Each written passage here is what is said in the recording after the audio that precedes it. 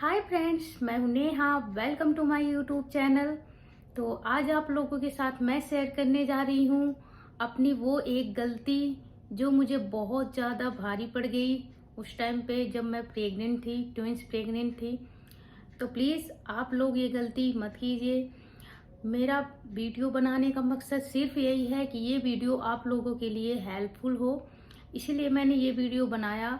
क्योंकि नॉर्मल लोग ये गलती करती हैं, लेडीज़ें जो प्रेग्नेंट होती हैं, तो इसीलिए मैंने ये वीडियो बनाया ताकि इस वीडियो को देखकर आप लोग वो गलती ना करें। तो चलिए वीडियो स्टार्ट करते हैं। तो जब मैं ट्विंस प्रेग्नेंट थी तो मेरा हर महीने अल्ट्रासाउंड होता था और हर महीने मैं चेकअप के लिए जाती थी। मुझे कोई प्रॉब्लम नहीं थी मेरे बेबी में। मेरे दोनों बेबी ठीक थे, उनकी रिपोर्ट्स नॉर्मल आ रही थी, उनकी ग्रोथ भी सही जा रही थी। हर महीने मेरा चेकअप होता था और मुझे डॉक्टर बताते थे कि सब कुछ ठीक है। बेबी भी अच्छे से मूवमेंट करने लग रहे थे। लेकिन गलती कहाँ हुई, मुझे डॉक्टर ने एक तो काम के लिए बिल्कुल मना कर रखा था कि आपको सिर्फ बेड रेस्ट लेना है। लेकिन फिर भी मैं थोड़ा बहुत काम करती थी, जैसे खाना बनाना है, ये सब चीज़ें करती थी। लेकिन मुझे कोई प्रॉब्लम आइडिया ही नहीं था इस चीज़ का। लेकिन मुझे जो काम करने में कोई दिक्कत नहीं थी। लेकिन सबसे भारी गलती क्या हुई मुझसे कि मैं जब 8 मंथ प्रेग्नेंट थी तो उस टाइम बारिश का मौसम था। अगस्त के टाइम में वैसी बारिश का मौसम होता है, उस टाइम बारिश का मौसम था। तो मुझे प्रेगनेंसी की कह लो या प्रेगनेंसी की वजह से या कुछ भी कह लो, उस टाइम सीलन आती थी घर में। तो मुझे बहुत ज़्यादा स्मेल सी लगती थी पूरे घर में कि स्मेल हो रही है, स्मेल हो रही है। और जहाँ मैं लेटती थी अपने बेड में, उनके गद्दे भी मुझे स्मेल करते थे। मुझे ऐसा लगता था कि वो स्मेल करने लग रहे हैं। फिर मैंने बोला अपने हस्बैंड से कि आप ऊपर छत पे इनको रखवा दो तो धूप लग जाएगी तो इनकी स्मेल कम हो जाएगी। तो वो धूप में रखाए। तो धूप में जब रखाए तो बेड मेरा खाली हो गया। तो मैंने क्या किया कि उसमें मैंने चादर बिछाई खाली बेड में और मैं यूं का यूं लेट गई। खाली बेड में, सख्त बेड में मैं लेट गई, तकिया लगाकर सर पे। तो करवट लेके मैं लेटती थी। करवट लेट के जब लेटी रही मैं थोड़ी देर, 10 मिनट लेटी रही, फिर उठ के बैठ जाती, 15 मिनट लेटी रही, फिर उठ के बैठ जाती। ऐसे चलता रहा। बकायदा मैं सारी प्रेगनेंसी में थोड़ा बहुत नीचे जमीन पे सो जाती थी, लेट जाती थी। कह लो मैं सोती नहीं थी लेकिन लेट जाती थी, क्योंकि मुझे उलझन बहुत ज़्यादा होती थी, गर्मी बहुत ज़्यादा लगती थी। तो मुझे नीचे जमीन में मुझे ठंडा लगता था, तो मैं उसी में लेट जाया करती थी। तो यहाँ पे ये गलती हुई मेरे साथ। इसके बाद जब उस दिन मैं, जबकि मैं 8वें महीने का अल्ट्रासाउंड करवा कर आई थी तो सारी रिपोर्ट नॉर्मल थी। वो ये भी कह रहे थे कि आपका बेबी नॉर्मल है, सब कुछ ठीक है और आपकी डिलीवरी भी 9 मंथ के आसपास ही होगी। तो ये सारी चीज़ मुझे उन्होंने, डॉक्टर ने बताई थी। और मुझे वो 2 टेबलेट देते थे, दी थी उन्होंने, जो मुझे रोजाना लेनी होती थी। तो वो टेबलेट में मैं दोनों टाइम लेती थी। वो बच्चा रोकने की टेबलेट थी कि डिलीवरी ना जल्दी हो, तो इसलिए वो टेबलेट थी। फिर इसके बाद क्या हुआ कि जब मैं बेड में लेटी रही तो घंटे भर बाद मैं उठ के बैठी। उसके बाद मैं टॉयलेट गई। जब मैंने यूरिन पास किया तो मुझे ऐसा लगा कि वाटर ब्रोक हुआ। वाटर ब्रोक हुआ मतलब पानी गया, तो मुझे ऐसा लगा पानी गया, मुझे लग रहा निकला पानी। तो मैंने थोड़ी देर तो मैं बैठी रही टॉयलेट में। इसके बाद मैं बाहर आ गई।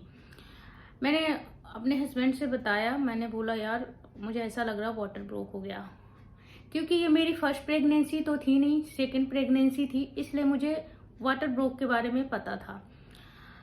तो मैंने भी सोचा कि लाइटली लिया मैंने इस चीज़ को कि ये नॉर्मल होगा, हो सकता है ट्विंस प्रेगनेंसी के दौरान थोड़ा बहुत ये चीज़ होती हो।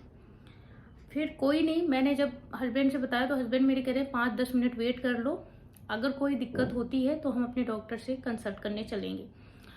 मैंने कहा ठीक है। मैं सोफे में बैठ गई जाके 10 मिनट के लिए। मुझे 10 मिनट बाद ही पेन स्टार्ट होने लगा। तो मुझे पेन का तो पता था कि डिलीवरी पेन है ये, और वो धीरे धीरे हल्का हल्का सा पहले होने लगा। इसके बाद वो हर एक 15 मिनट में होने लगा। 15 मिनट से वो थोड़ा जल्दी बढ़ने लगा दर्द। मैंने अपने हस्बैंड से बोला मुझे ऐसा लग रहा है कि अब डिलीवरी हो जाएगी। मेरे हस्बैंड ने फटाफट कॉल किया डॉक्टर्स को।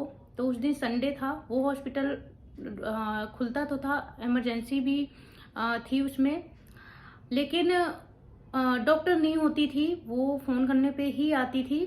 तो उनका फ़ोन नहीं लग रहा था। हमने बहुत ट्राई किया।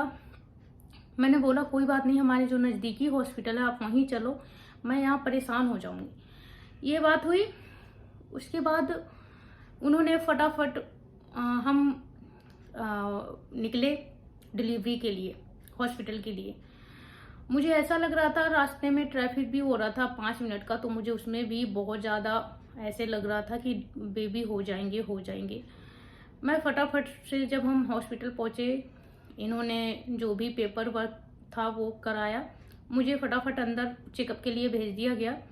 जब डॉक्टर ने देखा कि, तो उन्होंने बोला कि आप डिलीवरी रूम में जाओ। डिलीवरी रूम में जब मुझे वहाँ ले जाया गया, मैं लेटी, तो मुझे लेटने के साथ डॉक्टर ने जहाँ चेक करने लगे मुझे, फटाफट मेरी बेबी गर्ल हो गई, डिलीवरी हो गई मेरी। ये भारी गलती थी मेरी जो मैंने उस टाइम पे की। प्लीज़ आप लोग ये ऐसी गलती मत करना, क्योंकि मेरी बेबी जो हुए थे वो बहुत वीक थे, कमज़ोर थे, बहुत ही ज़्यादा। उनकी ग्रोथ नहीं हो पाई थी सही से। उन्हें NICU में रखा गया था 10 दिन के लिए। तो मैं आपसे यही कहूँगी, आप तो रिकवर हो जाओगे, लेकिन बेबी आपके रिकवर जल्दी नहीं होते, उनको कितनी दिक्कत होती है। तो आप खास ख्याल इन चीज़ों का रखो। इस दौरान आप कभी भी ज़मीन पे और सख्त गद्दे पे ना लेटें, हमेशा मुलायम सॉफ्ट जगह पे ही लेटें।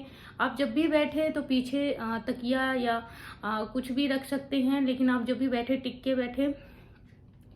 तो यही चीज़ थी, ये छोटी सी मिस्टेक जो मुझे बहुत भारी पड़ी। वो भी मुझे क्या, मैं तो परेशान हुई, लेकिन मेरे बच्चे बहुत ज़्यादा वीक थे, बहुत ज़्यादा दिक्कत हुई उनको, और 10 दिन वो NICU में थे, मेरे रो रो कर कटे। तो ये चीज़ है, तो आप लोग इस चीज़ का खास ख्याल रखें कि जब आप प्रेग्नेंट हो, ट्विंस प्रेग्नेंट हो या सिंगल प्रेग्नेंट हो, आप इस चीज़ का ख्याल ज़रूर रखें। पहले के लोग तो कहते थे कि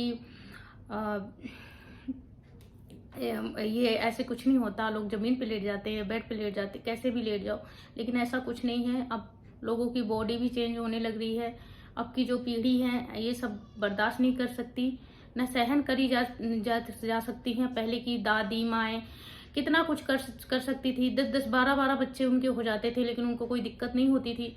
क्योंकि जो हमारा खान पीन है बहुत ज़्यादा बेकार है, जो बाहर से चीज़ें हम खाते हैं, ये सारी चीज़ें हमारी बेकार हैं खाने की। हम घर पे जो भी बनाते हैं, सब्जी भी ऐसी आती हैं दवाई डली हुई, ये सारी सब्जियां आती हैं, कितना आदमी धो लेगा उनको।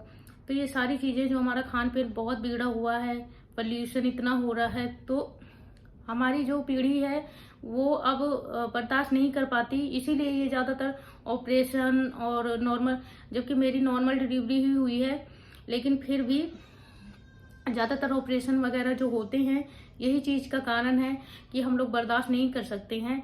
इसलिए आप भी खास ख्याल रखें इन दिनों अपना, क्योंकि 9 मंथ की जो जर्नी होती है, आपकी छोटी सी भूल आपको कहाँ से कहाँ पहुँचा सकती है, और भगवान ना करे किसी के साथ ऐसा हो। इसलिए मैंने ये वीडियो बनाया ताकि आपके लिए हेल्पफुल हो, आप लोग इस बात को जानें और समझें, इस चीज़ का खास ख्याल रखें। तो तब तक के लिए नमस्ते, एंड मैं दूसरा वीडियो फिर लेके आऊँगी, फिर मिलती हूँ आपसे, बाय।